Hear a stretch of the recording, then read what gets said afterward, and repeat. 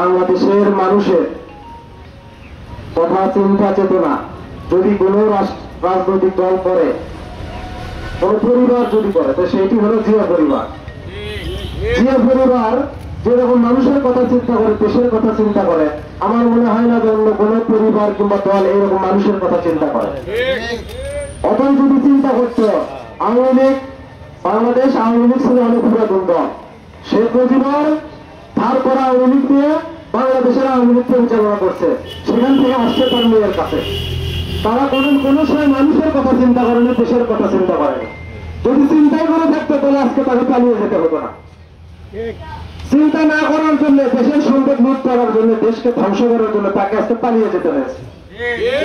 আপনি কি এমন কাজ করলেন, দেশের জন্য কি ভালো করলেন, দেশের সরকার গঠন করে আপনি 17 বছর ক্ষমতায় থাকলেন, একটা মানুষের আপনি দোয়া দিতে পারলেন না। আজ আপনি কোথায় আপনার পরিবার? আপনি যদি 10% উন্নয়ন যদি করতেন, 90% যদি দুর্নীতি করতেন, তাও তো মানুষ আপনার দোয়া দিত, তাও তো আপনাকে পালিয়ে যেতে হতো না। তাহলে বলি এই যে চাটুকার রাজনীতিবিদ, এই যে মেবি রাজনৈতিক দল, এদের থেকে সতর্ক থাকবে।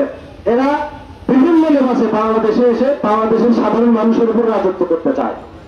কিন্তু আমাদের নেতা তারেক রহমান হাজার হাজার কিলোমিটার দূর থেকে সর্বক্ষণিক মানুষের কথা চিন্তা করে, মানুষের কথা চিন্তা করে তিনি 31 দফা বাস্তবায়ন ঘোষণা দিয়েছে। এই 31 দফা যদি বাংলাদেশে বাস্তবায়ন হয়, সারা দেশ উন্নয়নের জোয়ার বলবে, প্রত্যেকটা পরিবারে শান্তি বিরাজ করবে, খাদ্যের অভাব থাকবে না, অর্থনীতির অভাব থাকবে না, হানাহানি থাকবে না, খুনাখুনি থাকবে না, ব্যবসা বাণিজ্যের কোনো ঘাটতি থাকবে না, জেলায় জেলায় বিভিন্ন মিল কলকারখানা প্রতিষ্ঠিত হবে, দেশের সম্পদ দেশেই তৈরি হবে, দেশের মানুষের মধ্যে বিতরণ হবে এবং বিদেশে সেটা বাজারজাত হবে। কিন্তু এইটাকে আমাদের পার্শ্ববর্তী দেশ ভারত এরকম ভাবে চায় না। তাই তারেক রহমান দেশে আসুক, দেশে নির্বাচন করুক, বাংলাদেশের প্রধানমন্ত্রী হোক, এটা কোনো সময় চায় না। তাদের যারা অনুসারী আছে তাদেরকে দিয়ে তারেক রহমানের পিঠে সর্বক্ষণিক লাগাই রাখছে। তারেক রহমান গণতন্ত্র বোঝে না। আরে ভাই, গণতন্ত্র প্রতিষ্ঠিত হলো জিয়াউর রহমানের বেডরুমে। জিয়াউর রহমানের ঘরের মধ্যে গণতন্ত্র প্রতিষ্ঠিত হলো, সেই গণতন্ত্র জিয়াউর রহমান বাংলাদেশের রাজনৈতিক দলের মধ্যে প্রকাশ করে দিল।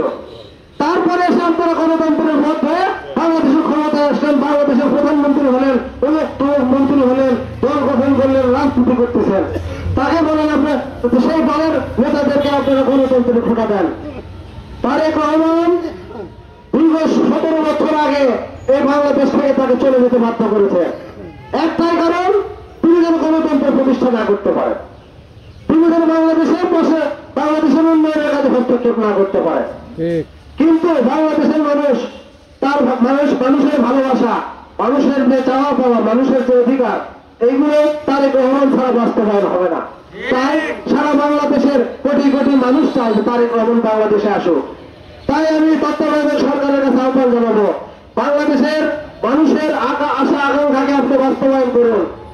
দ্রুত তারেক রহমানকে দেশে ফিরিয়ে এনে তফসিল ঘোষণা করে বাংলাদেশের নির্বাচনের ব্যবস্থা করে দিন।